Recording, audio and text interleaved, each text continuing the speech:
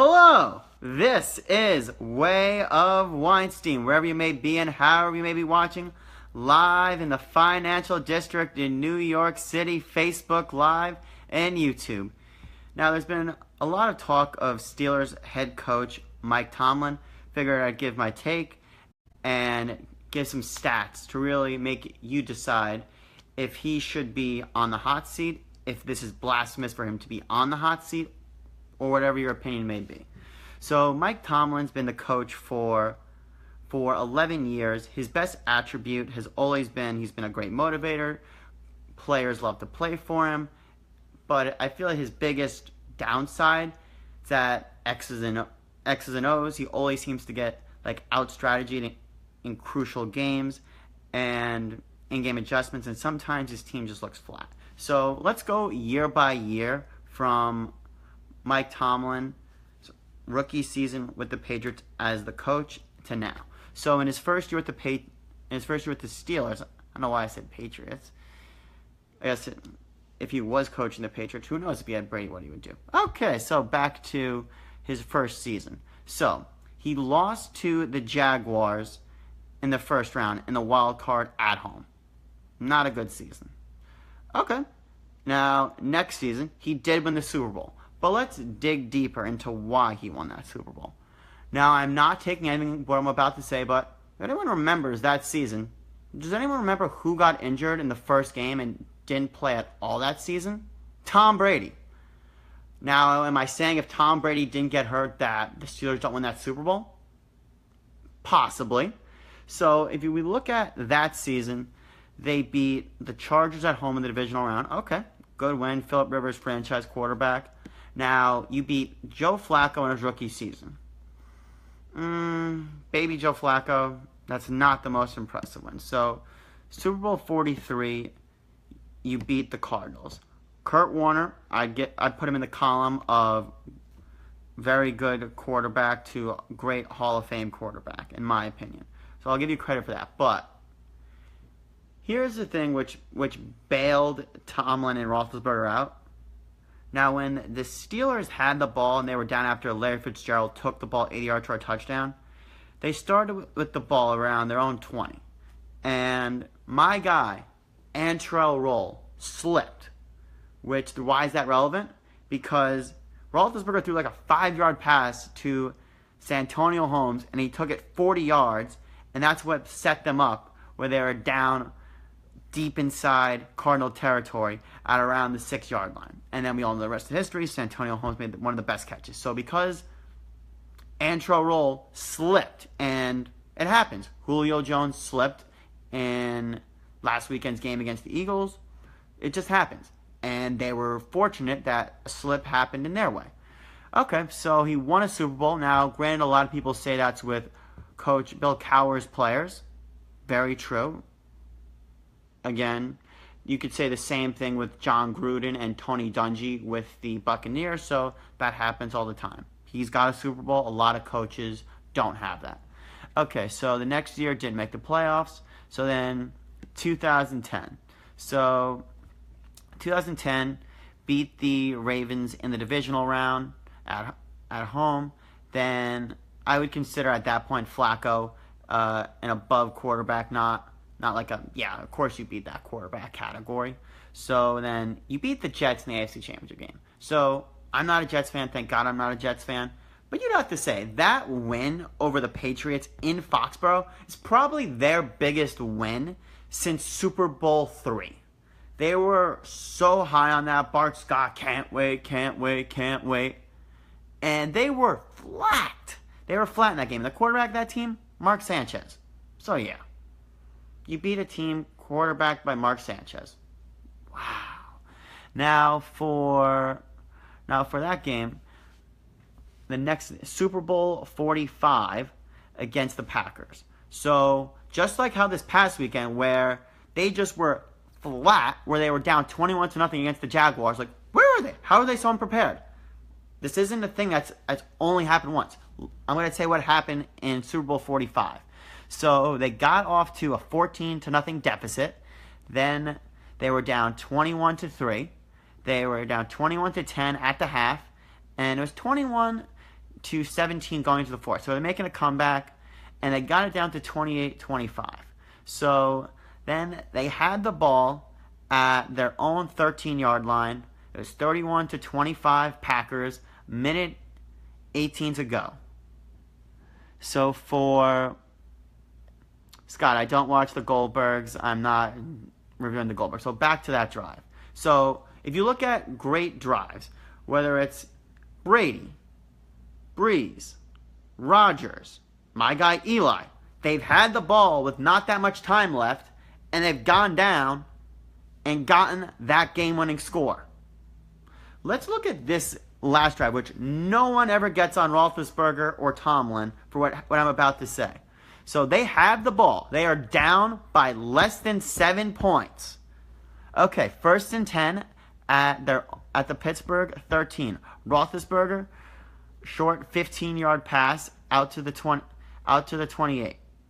Okay, then they have it at the 28. Then from there,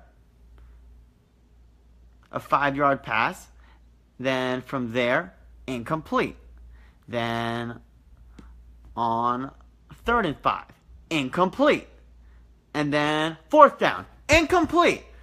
When they needed to go down the field, they didn't do anything. They gained a total of 20 yards. You take out that first 15-yard play, then they had a 5-yard play, and then 3 incompletions. How does no one get on Roethlisberger or Tomlin for not doing anything in that? A Super Bowl was to be had. You just let it go bye-bye to the Packers. And that wasn't a vaunted Packers defense. That was no Ravens, no Seahawks, no Vikings, Bears. That was no vaunted defense. You already scored 25 points on them. You get that ball into the end zone. If you want to be an all-time, no, there is no consideration that you should even be touched for your coaching job. I'm on the side of saying that he should not be fired, but I'm not saying it's blasphemous to consider it. That is my position. So they completely don't get the job done there, and the Steelers lose the Super Bowl to the Packers. So then after that, they lost at the Broncos to Tim Tebow. Tim Tebow, who couldn't throw, literally made the one good throw of his career to Demaryius Thomas. You lose to another quarterback who is subpar. Next 2 years to make the playoffs. Okay, then lost at home in the wild card round to the Ravens. I would say Joe Flacco is in the quarterback of no shame in losing to Joe Flacco at that point of his career. Then the next season, they beat Cincinnati. Andy Dalton, another meh quarterback. And then you lost in the divisional round to the Broncos in Denver. Peyton Manning. I mean, yeah, no shame in losing to Peyton. The next year, the following year, which brings us to last year. Now for last year, you play Matt Moore, another meh quarterback. You beat him, and then you beat Alex Smith. Now, granted, Casey has a good defense, nowhere near in those defenses that I mentioned, but Alex Smith, not a franchise quarterback. You beat them. So then you actually play a team with a franchise quarterback, in my opinion, the greatest quarterback of all time, Tom Brady, and you get smoked 36-17, and anyone that watched that AFC Championship game knows it wasn't even that close. It wasn't.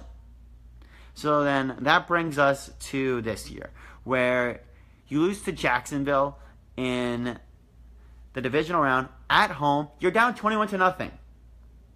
Again, not prepared. How are you that unprepared and just getting in that kind of hole? Like the Super Bowl against the Packers, last year's AFC Championship game against the Patriots, and this year against the Jaguars. That is Tomlin's biggest downfall. He is not the best strategy guy, and he doesn't get his teams the best prepared. He's a great rah-rah motivator guy. Players love to play for him. He's great at that. Okay, so here are some other stats I have. So if we look at the total wins and losses for Tomlin in the playoffs, so Tomlin's got a record of 8-7. So let's take a look at the quarterbacks that Tomlin's beaten. So Phillip Rivers, rookie Joe Flacco, Kurt Warner, Joe Flacco as someone who's a good franchise quarterback. Then we got Mark Sanchez, Andy Dalton, Matt Moore, Alex Smith. Now, in my opinion, out of those 8 quarterbacks, I would give 3 out of 8 franchise very good Hall of Fame quarterbacks, with those being Phillip Rivers, Kurt Warner, and the second time facing Joe Flacco. So, and those are 5 wins against meh quarterbacks, which that's very fortunate that you played quarterbacks that really weren't that good. So let's take a look at the quarterbacks that Tomlin's Steelers have lost to. Byron Leftwich, nah. Aaron Rodgers, no shame in that. Tim Tebow, yes. Tim Tebow. Flacco, which Flacco at that point has already been a Super Bowl MVP. Peyton Manning, obviously Peyton Manning's Peyton Manning. Tom Brady, greatest of all time, and Blake Bortles. So out of that, I have 4 out of 7 in franchise quarterback, with being Rodgers, Brady, Manning, and Flacco. So those are the stats on Mike Tomlin throughout his tenure with the Steelers. Now, the Steelers aren't the type of organization that fire coaches. They've had 3 coaches in the past 60 years, Noel, Cowher, and Tomlin. So I don't think he's going anywhere. I don't think he should go anywhere. I just think that after hearing those stats, I think that he shouldn't be as untouchable. There's only one untouchable coach in the NFL, and that's Belichick, for obvious 5 reasons. So that's my take on Mike Tomlin. If you like this video, like it, share it, comment, and if you haven't already done, subscribe to my YouTube channel, Way of Weinstein. Have a great day.